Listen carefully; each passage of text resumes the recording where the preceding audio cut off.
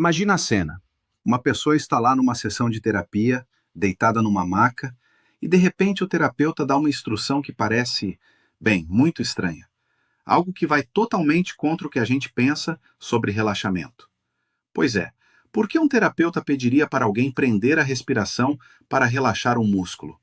Parece que não faz sentido, né? A gente sempre associa prender o ar com ficar tenso. E não o contrário. É justamente esse aparente paradoxo que a gente vai desvendar aqui. E a resposta é que essa técnica é basicamente uma forma de hackear o sistema nervoso. Sabe, é um tipo de atalho para conversar direto com os sistemas automáticos do corpo, aqueles que a nossa mente consciente, por mais que tente com aquele relaxa, relaxa, simplesmente não consegue acessar. Então, para entender direitinho como esse hack funciona, a gente pode dividir o processo em 3 atos. Primeiro, a gente vai ver o que é o tal do erro de leitura. Depois, como se dispara o alarme de escassez. E por fim, como acontece o desligamento prioritário. É um roteiro bem claro que vai explicar essa reação em cadeia. Bom, vamos lá. Primeiro ato. Para a gente entender esse erro de leitura, a melhor analogia hoje em dia é pensar no corpo humano como um smartphone. Aquela tensão muscular crônica, sabe? Aquela dor chata no pescoço que nunca vai embora. Ela é como um aplicativo pesado rodando em segundo plano, tipo o GPS que ficou ligado sem ninguém perceber e que está acabando com a bateria. E o ponto central aqui é o seguinte: o sistema operacional do corpo, que a gente pode chamar de inteligência inata, ele acredita que existe um perigo real, mesmo que a pessoa esteja super segura, deitada na maca. Por causa disso, ele mantém os músculos tensos, prontos para a luta ou fuga. O sistema em si não está com defeito não. Ele está funcionando perfeitamente. Só que a informação que ele está usando está errada, está desatualizada, o timing está todo bagunçado. E é exatamente aqui que entra a sacada genial da intervenção. O terapeuta pede para prender a respiração. Mas por quê? Simples, para criar uma pequena crise controlada. Esse é o gatilho que vai forçar o sistema a se reavaliar. É o começo do nosso segundo ato, o alarme de escassez. Quando se prende a respiração, o que acontece? O nível de oxigênio no corpo começa a cair. E para o cérebro, isso é uma ameaça de sobrevivência imediata. Muito, mas muito mais urgente do que qualquer perigo imaginário. É como se a bateria do celular, que estava em 50%, de repente despencasse para 1%. O alarme de escassez soa com força total. E com esse alarme soando, o sistema é obrigado a tomar uma decisão rápida. Ele precisa gerenciar os recursos que restam. Então ele se pergunta: ok, o que é realmente vital aqui? E o que é supérfluo? Manter o coração batendo? Com certeza isso é vital. Agora, manter os músculos das costas super tensos? Isso de repente virou um luxo que o corpo não pode mais bancar. Bom, isso tudo nos leva a uma pergunta fundamental.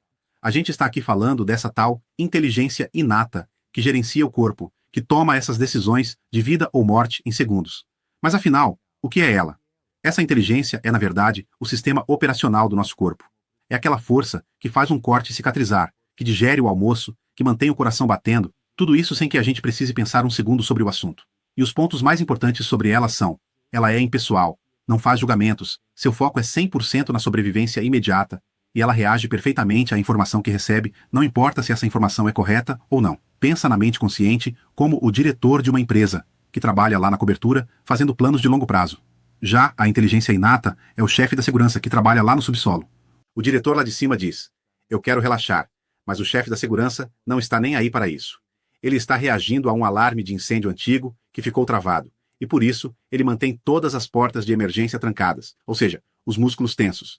Então, o ato de prender a respiração é o equivalente a cortar a energia do prédio inteiro. De repente, o chefe da segurança tem uma crise de verdade, uma crise imediata para resolver. Ele esquece na hora aquele alarme de incêndio falso e começa a desligar tudo que não é essencial, tipo as luzes dos corredores ou, no nosso caso, a tensão muscular, para garantir que a energia de emergência mantenha só o que é vital funcionando, como os servidores centrais, que seriam o coração e o cérebro. Até agora a gente usou essas analogias, né? Inteligência inata, chefe da segurança. Mas é claro que esse sistema superpoderoso que gerencia a nossa sobrevivência tem um nome científico bem conhecido. E esse nome é Sistema Nervoso Autônomo, ou SNA. E como o próprio nome já diz, ele é autônomo, ou seja, ele independe da nossa vontade consciente. É ele quem comanda o show todo por trás das cortinas, gerenciando todas as funções que mantêm a gente vivo, desde piscar dos olhos até a digestão. Agora, o mais fascinante é que o SNA se divide em dois. Dá para pensar nele como se fosse o acelerador e o freio do corpo. De um lado, tem o sistema ortossimpático, que é movido à adrenalina. Ele é o nosso modo acelerar, o famoso estado de luta ou fuga. Do outro lado, tem o parasimpático, que usa outra substância, a acetilcolina, e é o nosso modo frear, o de repouso e digestão. A tensão crônica acontece quando o pé fica preso no acelerador. E quem é o maestro dessa orquestra toda? O centro de controle é uma parte do cérebro chamada hipotálamo. Ele é o cérebro do SNA, a grande ponte que processa todas as informações e decide se é hora de acelerar ou de frear, conectando o que a gente pensa e sente com as reações físicas do corpo. Então, para a gente amarrar tudo isso, o ponto central é este. Ao prender a respiração, cria-se uma necessidade fisiológica tão urgente, a falta de oxigênio, que ela simplesmente passa por cima daquela programação antiga de perigo. O sistema nervoso autônomo é forçado a abandonar o padrão de tensão para lidar com a nova prioridade máxima de sobrevivência.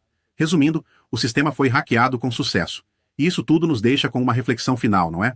Agora que a gente entende um pouco melhor esse mecanismo, fica a pergunta: que outros padrões automáticos, que outros aplicativos rodando em segundo plano, corpo pode estar executando neste exato momento, sem que a nossa mente consciente nem se dê conta? Caso você tenha dificuldades para lidar bem com qualquer uma das questões trazidas neste vídeo, a técnica de sincronização bioenergética pode te ajudar muito nisso. É uma terapia simples, rápida, não invasiva e sem uso de fármacos, e que funciona 100% das vezes para 100% das pessoas. E se você gostou deste vídeo, deixe aqui o seu like e o seu comentário.